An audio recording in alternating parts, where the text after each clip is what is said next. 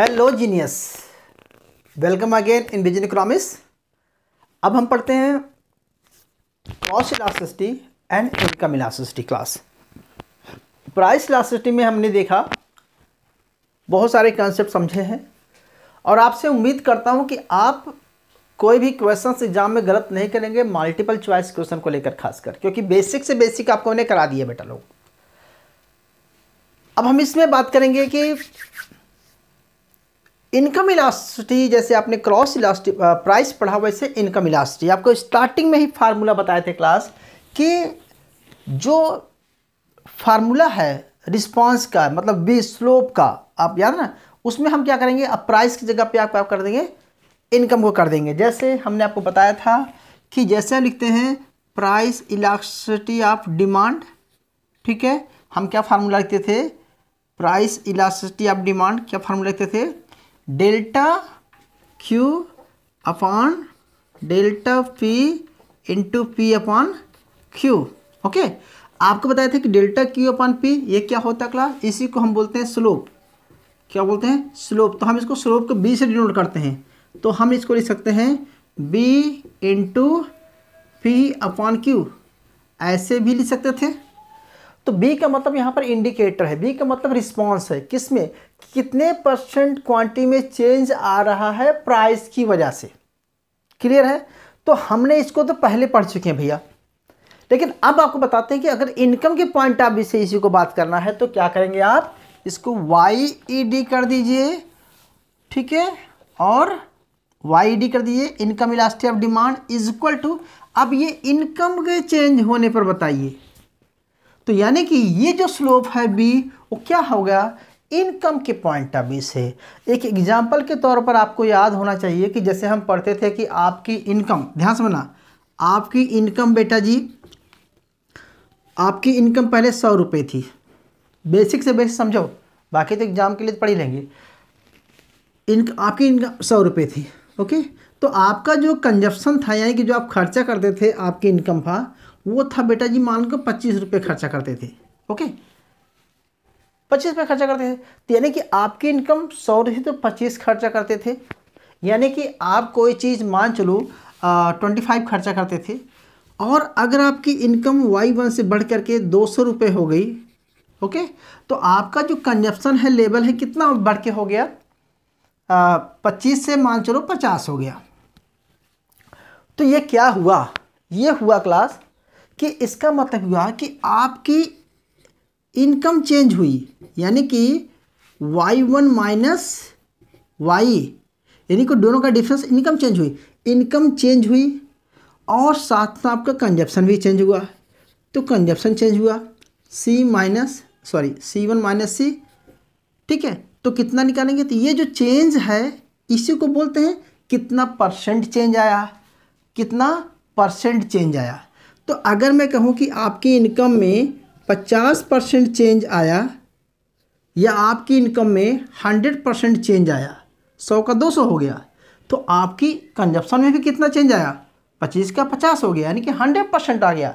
तो इलास्टिक क्या हो गई बेटा, सेम रेशो में, सेम परसेंटेज में अगर चेंजेस आते हैं तो हमेशा रिस्पांस क्या है, 1 के इक्वल है। यानी कि वी कैन राइट कि भैया ये जो डेल्टा वाई डेल्टा ही सेम परसेंटेज चेंज हो रहा है। अगर इसको मैं बात करूं क्लास कि लिखूं कि 200, क्वांटिटी कितना चेंज हो रहा है, क्वांटिटी कितना चेंज हो रहा है, कितना कंजप्शन चेंज हो रहा है, क्वांटिटी कितनी चेंज हो रही है, तो 50, इन दोनों का डिफरेंस कितना आएगा, इन दोनों का डिफरेंस 25 आएगा, ओके।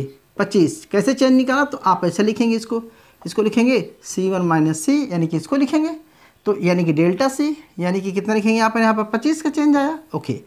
तो यानी कि हम कह सकते हैं यहाँ पर आपने 25 का चेंज लिख दिया है, और इनकम में चेंज कितना आया, इनकम में चेंज कितना आया, 100 का चेंज आया है। और प्रीवियस इनकम, जैसे वहाँ पर प्राइस पढ़ते थे, आप पढ़ेंगे प्रीवियस इनकम और प्रीवियस कंजप्शन या प्रीवियस क्वांटिटी, ठीक है। तो क्या लिखेंगे, प्रीवियस इनकम कितनी है, 100, ओके है, और कंजप्शन कितना हो रहा है, 25, काट दीजिए, क्या आएगा बेटा लोग, 1 आएगा, कट गया, are you getting my point what I am saying? मैं क्या बताना चाहता था? मैं ये बताना चाहता था कि जैसे हमने प्राइस इलास्टिसिटी पढ़ा वैसे इनकम इलास्टिसिटी भी है, बशर्ते यहाँ पर इनकम का रिस्पांस देखते हैं कि इनकम के चेंज होने पर डिमांड कितना चेंज हो रही है। आपको रिकॉल कीजिए, क्लास मैंने फार्मूला बताया था कि quantity demand X equal to function of price related goods and income. तो अब हम किसकी बात करने जा रहे हैं? इनकम के साथ चेंज होने पर क्वांटिटी डिमांड कितना चेंज हो रही है। प्राइस के साथ हमने पढ़ लिया प्राइस इलास्टिसिटी, अभी इसको क्रॉस इलास्टिसिटी को हम बाद में पढ़ेंगे, अभी हम इनकम के साथ कर रहे हैं। तो आपको कंसेप्ट समझ में आ गया? आ गया? नहीं आया? दोबारा बताना पड़ेगा?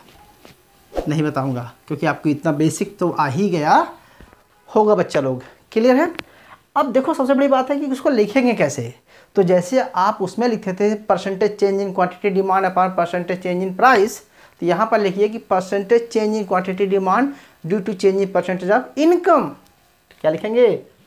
Percentage change in quantity demand upon percentage change in income. Okay बेटा जी, वाई यहाँ पर क्यू कर दीजिए। ओके, सेम फार्मूला है, नो प्रॉब्लम। क्लियर है? इतना तो आ ही गया होगा, बहुत इजी है, कुछ बड़ी बात नहीं है। तो इनकम इलास्टिसिटी का फार्मूला ये था क्लास। थोड़ा सा हम इसमें और आगे चलते हैं। दो चीज़ें बताई क्लास। ये आपसे अलग अलग गुड्स के केस में अलग अलग इनकम इलास्टिसिटी पूछी जा सकती है। तो कुछ ऐसे गुड्स होते हैं जो नॉर्मल गुड्स होते हैं।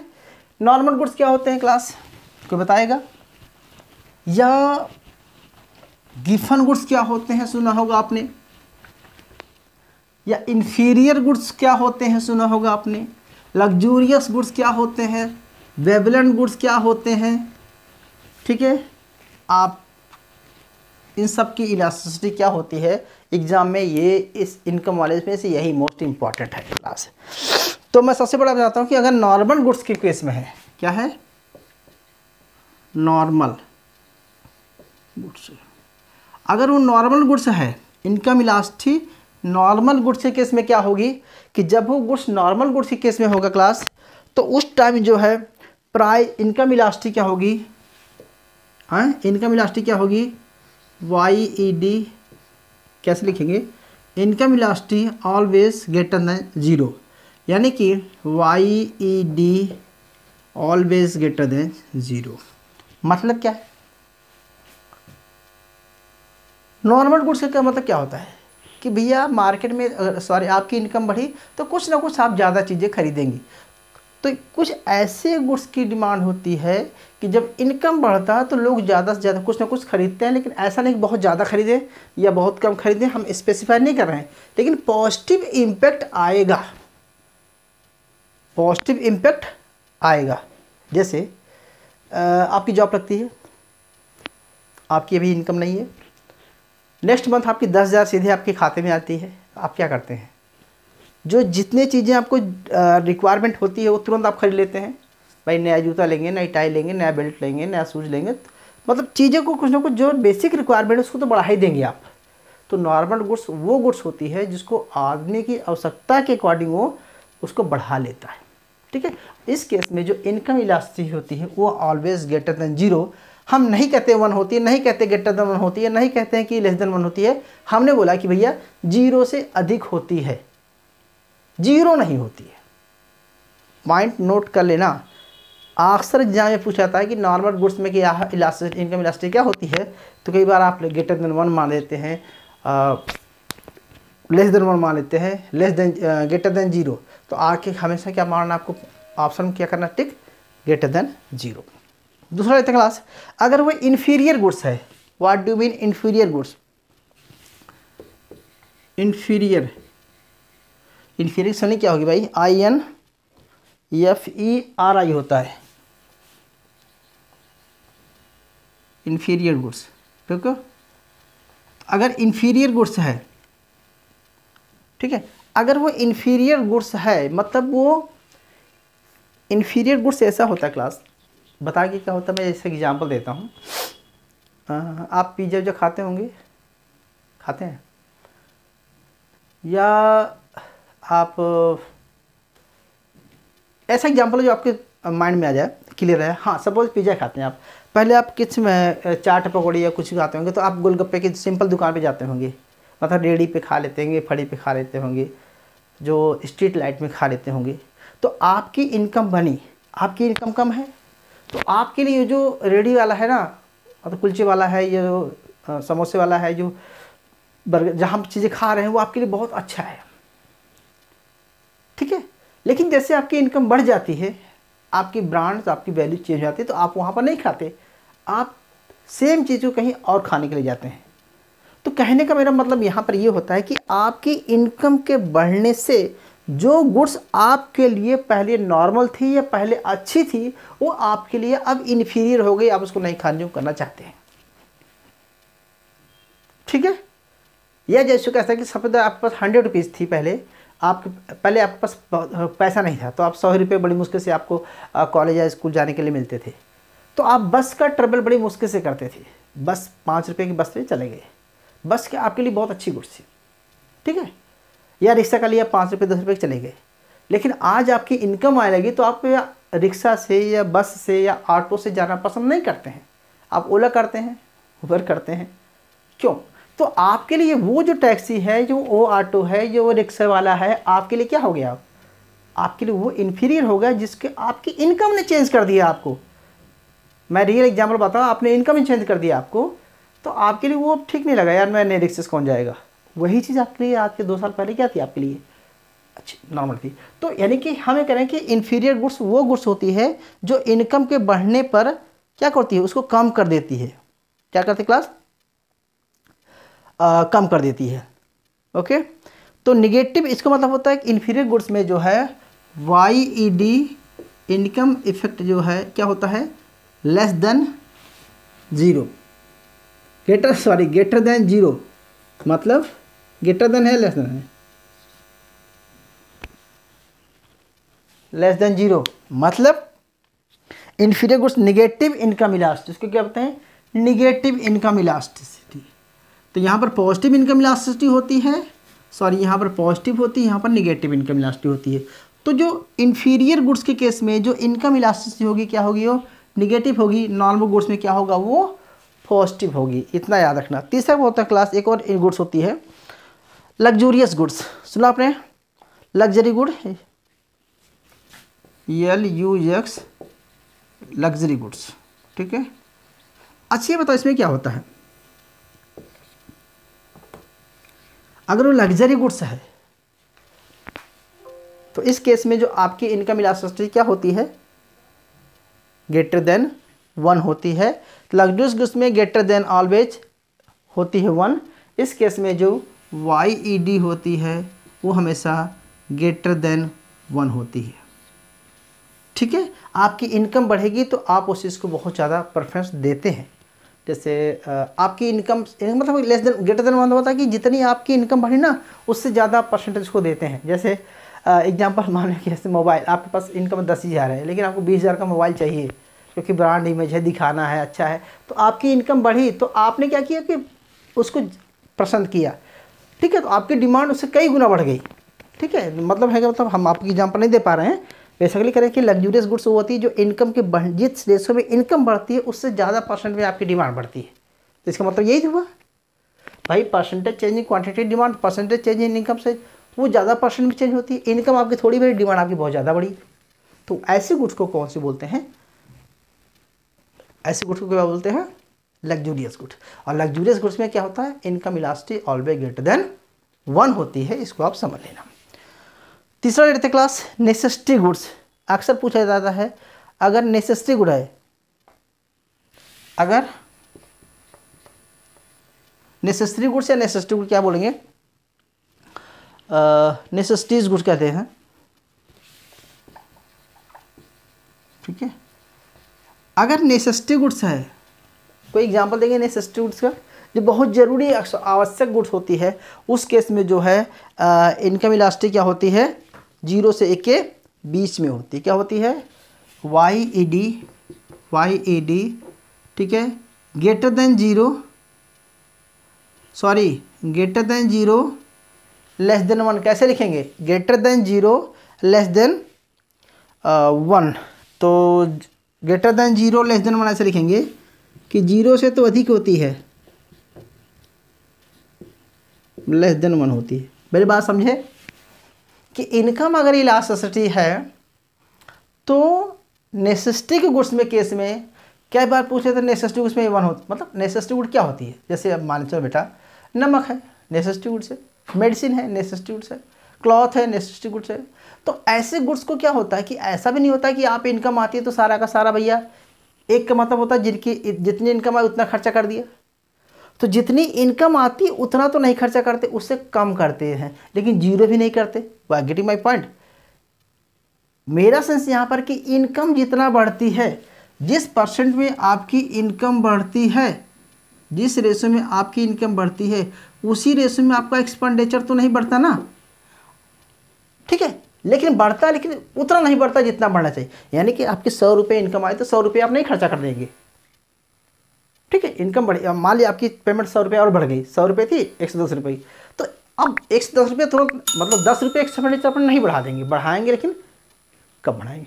तो कुछ ऐसे भी गुड्स होती हैं जैसे हम नेसेसिटी गुड्स के केस में जो इनकम इलास्टिसिटी होती है वो 0 से अधिक होती है, 1 से कम होती है। भैया इसको समझ लेना, ठीक है? कितने गुड्स हो गए?